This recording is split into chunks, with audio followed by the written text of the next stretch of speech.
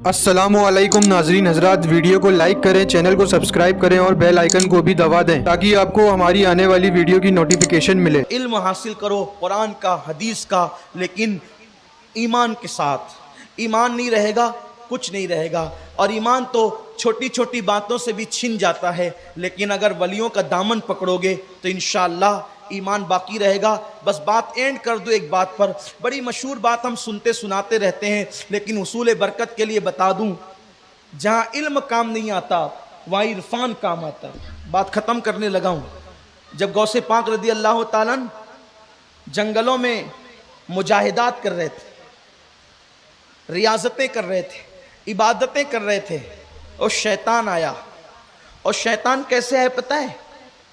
شیطان کیسے آئے؟ غوث پاک خود کہتے ہیں، ملا علی قاری نے لکھا ہے کہ شیطان ایسے آیا کہ نور ہی نور تھا۔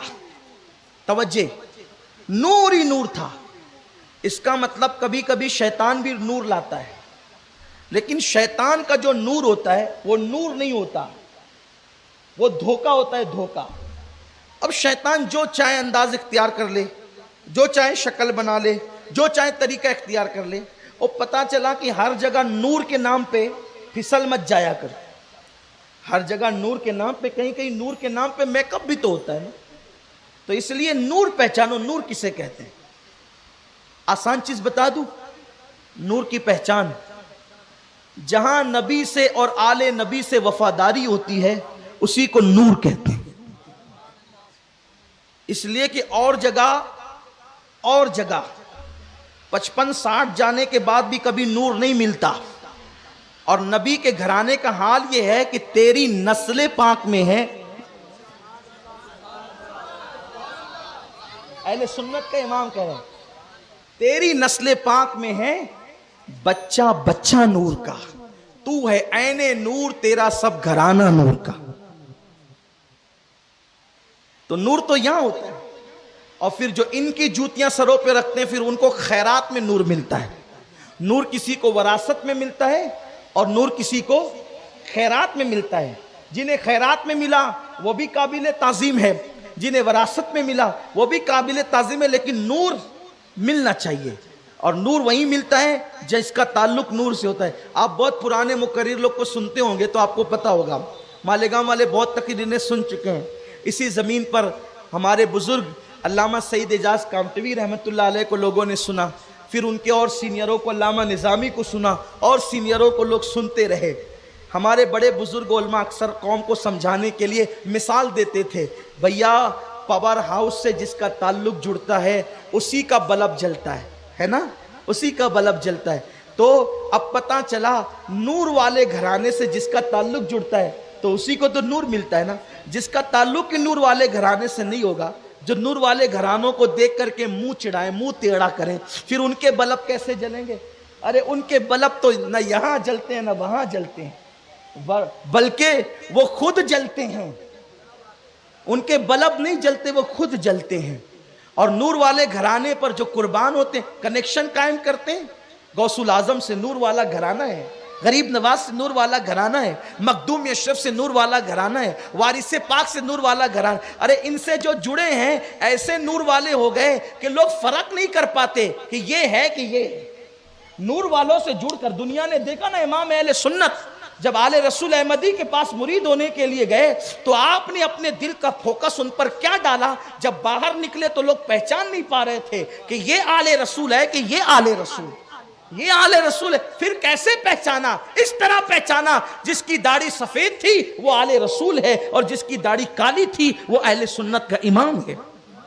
تو نور یہ بناتا ہے انسان، بیچاروں کو جن کو نور کی معرفت ہی نہیں۔ تو یاد رکھنا، شیطان بھی کبھی کبھی بہکانے کے لیے نور لاتا ہے۔ تو آیا نور، اور وہ بھی کس کے سامنے؟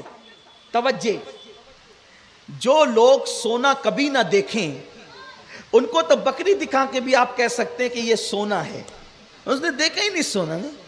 جس نے ہرن کبھی نہ دیکھا اس کو کتا دکھا کے بھی کہہ دے کہ بیٹا جی یہ سونا ہے، یہ ہرن ہے، وہ تو مان جائے گا نا، کیونکہ اس نے نہ کبھی کتا دیکھا نہ کبھی ہرن دیکھا، اس لیے وہ مان جائے گا کہ چلو ٹھیک ہے یہی ہرن ہے، دیکھا ہی نہیں کبھی، کتا بھی نہیں دیکھا، ہرن بھی نہیں دیکھا۔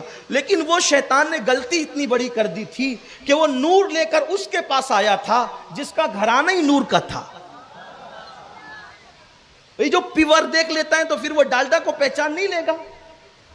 پانی برسایا، غوث پاک بہت پیاسے تھے، پانی برسایا، غوث پاک نے پانی پیا، اور اس کے بعد اس نے کہا عبدالقادر تیری عبادتی اتنی مقبول ہوئی، ہم نے سارے حرام کا اب تجھ پہ حلال کر دیے۔ اگر آج کل کا کوئی ہوتا تو اچھلتا کودتا پھرتا نا کہ دیکھو کتنے کامیاب ہو کے آئے جنگل سے، لیکن غوث پاک نے فرمایا اعوذ باللہ من الشیطان الرجیم، اللہ کی پناہ شیطان مردود سے۔ او بدبخت، اللہ کی یہ شان نہیں کہ اللہ حرام کام کسی پہ حلال کر دے، کیونکہ حرام اسی لیے حرام ہے کہ وہ اچھی چیز نہیں، بری چیز اللہ کیسے حلال کرے گا؟ تو مجھے شیطان مردود معلوم ہوتا ہے۔ تو سارا نور دھواں بن گیا، اور دھواں بنتے بنتے پھر اس میں ایک شکل آئی۔ اب پھر کہنے لگا عبدالقادر تو بہت بڑا علم والا ہے، علامہ ہے، تو علامہ ہے، تیرے علم نے تجھے بچا لیا۔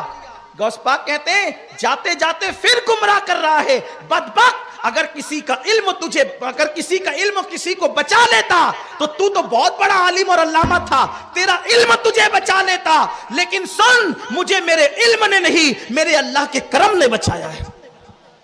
اس نے پھر کہا عبدالقادر اس منزل پر آ کر تو میں نے لوگوں کے ایمان چھین لیے ان کے علم کی تعریف کر کے، لیکن غوث پاک کہتے ہیں علم نے نہیں، اللہ نے بچایا۔ تو دیکھو یہ علم کی برکت ہے، لیکن علم کی برکت کب نصیب ہوتی ہے؟ جب ایمان نصیب ہوتا ہے۔ اس لیے اپنے بچوں کو علم ضرور سکھاؤ، حافظ بناؤ، عالم بناؤ، قاری بناؤ، مفتی بناؤ، لیکن ان کو رسول اللہ کا غلام بناؤ، صحابہ کا غلام بناؤ، اہل بیت کا غلام بناؤ۔ آقا نے کیا فرمایا؟ اپنی اولاد کو 3 باتیں سکھاؤ۔ پہلی بات نبی کی محبت، دوسری بات اہل بیت کی محبت، اور تیسری بات قرآن کی تعلیم۔